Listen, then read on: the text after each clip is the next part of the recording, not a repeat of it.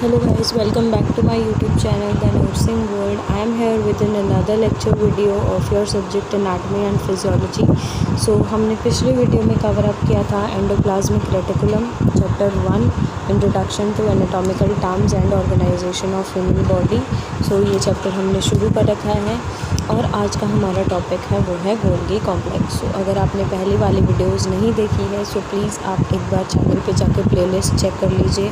हर subject की BSc nursing first year की मैंने प्लेलिस्ट बनाई है और आज वीडियो आ जाएगी वो है साइकोलॉजी की अभी तक एक भी वीडियो अपलोड नहीं हुई है। सो अब आएगी साइकोलॉजी की वीडियो। सो आज का जो हमारा टॉपिक है अनाटमी और फिजियोलॉजी का वो है गोल्गी कॉम्प्लेक्स।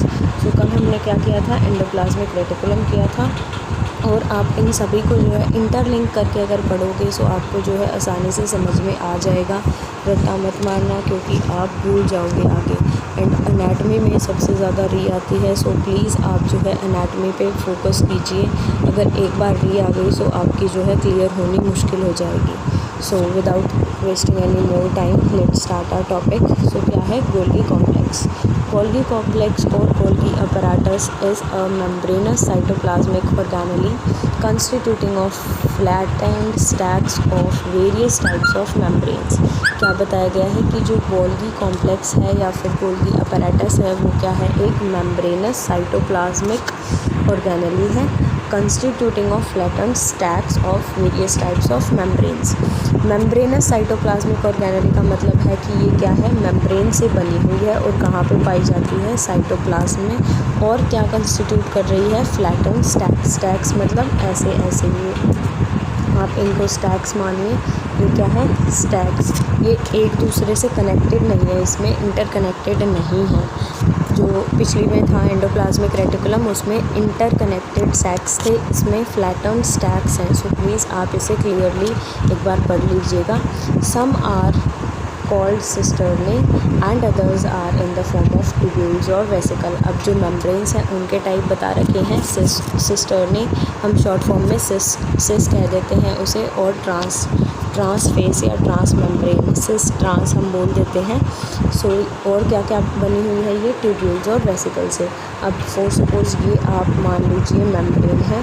सो ये जो फेस है इसे हम कहेंगे सिस फेस, ये सिस फेस है। और ये जो पीछे वाला है इसे हम कहेंगे ट्रांस फेस। सो दो जो है फेस है या दो मेम्ब्रेन है, इस साइड वाले को सिस मेम्ब्रेन, इस वाले को ट्रांस मेम्ब्रेन। सो ये जो टर्मिनोलॉजी है ये आपको अगर क्लियर नहीं होगी सो आपको जो है आगे पढ़ने में दिक्कत आएगी। सो आप एक बार ध्यान दे लीजिए। फिर है कि perinuclear in location, these are located right next to endoplasmic reticulum.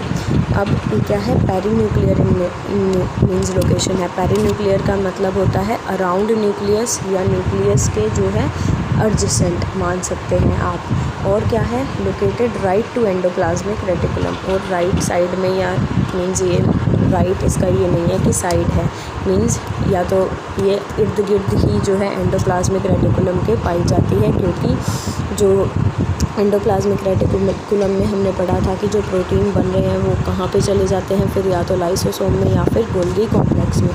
सो अब जो बन रहे हैं एंडोप्लाज्मिक रेटिकुलम में प्रोटीन वो कहाँ पे आएंगे, गोल्गी कॉम्प्लेक्स के पास। तो इसीलिए क्या है, ये एडजेसेंट सिचुएटेड है। The vesicles living ER enters the Golgi complex as cisternae और cisternae nearest to ER and leave at the trans cisternae farthest of the ER।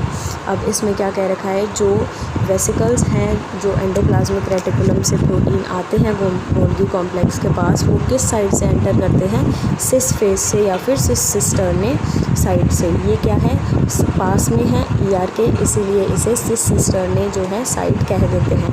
और लीव कहाँ से करते हैं, ये मान लीजिए यहाँ से मॉलिक्यूल एंटर किया, ये है सिस, और यहाँ से अगर लीव कर रहा है सो ये है ट्रांस फेस। तो लीव कहाँ से करता है, ट्रांस फेस से। Golgi bodies are the seat for processing of protein and lipids, most commonly addition to carbohydrate meiosis forming glycoprotein and glycolipids। अब इसमें क्या कहा है कि जो गोल्गी बॉडीज़ है ये क्या है, site of processing of proteins, यहाँ पे क्या है, प्रोटीन्स बनते हैं और लिपिड बनते हैं। Most commonly addition of carbohydrate moieties जैसे कि ग्लाइकोप्रोटीन और ग्लाइकोलिपिड्स भी यहाँ पे क्या है, बनते हैं।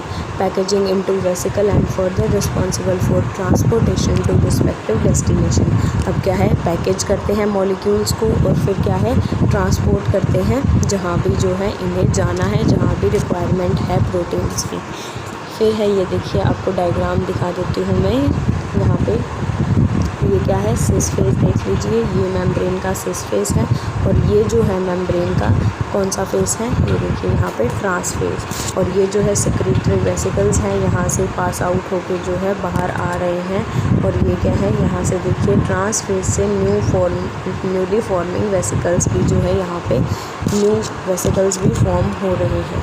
सो आपको जो है ये डायग्राम एक बार आप देख लीजिए, स्क्रीनशॉट लेना है तो स्क्रीनशॉट भी ले सकते हैं आप।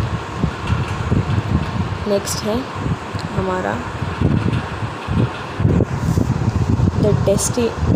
एक लाइन मिस हो गई है, सो सॉरी, यहाँ पे नीचे मैं बोल देती हूँ। The destination includes other cytoplasm और ऑर्गेनेलीज रिस्पेक्टिव प्रोटीन्स और enzymes, lysosomal proteins, cell membranes, cell surface receptor like blood group antigen और other outside of the cell. अब क्या कहा है कि जो डेस्टिनेशन है, मीन्स जहाँ पे ये जो प्रोटीन और लिपिड सिंथेसाइज कर रहा है गोल्गी बॉडी, ये कहाँ पे जाते हैं, आइदर साइटोप्लाज्म में या फिर जो ऑर्गेनेलीज है रिस्पेक्टिव प्रोटीन और एंजाइम्स, मीन जहाँ पे जो है ज़रूरत है जोन से स्पेसिफिक प्रोटीन्स और एंजाइम के, वहाँ पे जाते हैं, या फिर लाइसोसोम्स के पास जाते हैं एज लाइसोसोमल प्रोटीन्स, या फिर सेल मेम्ब्रेन में जाते हैं as cell surface receptors like blood group antigens. जो एंटीजन होते हैं आपको पता होगा, जो हम जो इमेजनरी बनाते हैं ऐसे करके, मीन्स यहाँ पे ये रिसेप्टर बना देते हैं हम, ये क्या है यहाँ पे, या फिर यहाँ पे जो है जो प्रोटीन बने हैं गोल्गी अपैरेटस में, वो कहाँ पे जाएंगे, जो रिसेप्टर्स प्रेजेंट हैं antigen means blood group antigen के तरह, और फिर या कहाँ पे जा सकते हैं, आउटसाइड द सेल, जिनकी ज़रूरत नहीं है as secretory protein. So hopefully आज का टॉपिक आपको क्लियर हुआ होगा। अगर आपको कोई डाउट है सो आप बिना हेजिटेशन कमेंट सेक्शन में पूछ सकते हैं, आपका जो रिप्लाई है वो दिया जाएगा। अगली वीडियो में हम कवर अप करेंगे माइटोकॉन्ड्रिया और फिर मेम्ब्रेन बाउंड वेसिकल्स हैं, वो टॉपिक है, और फिर हमारा जो है लगभग जो सेल है वो कंप्लीट हो जाएगा। अगले वीडियोस में हम सेल डिवीज़न जो है टॉपिक कवर अप करने की कोशिश करेंगे, और फिर आपका जो है एंडोक्राइन सिस्टम का थोड़ा बहुत आएगा, फिर आपका चैप्टर जो है कंप्लीट हो जाएगा। सो वीडियोस जो है रेगुलरली आ रही है। अगर आप नए हो चैनल पे सो प्लीज़ आप सब्सक्राइब कर लें और बेल आइकन भी दबा देना, ताकि आपके पास जो है अपडेट्स रेगुलरली जाती रहें। So this is all for this video. So see you next video. Till then, take care.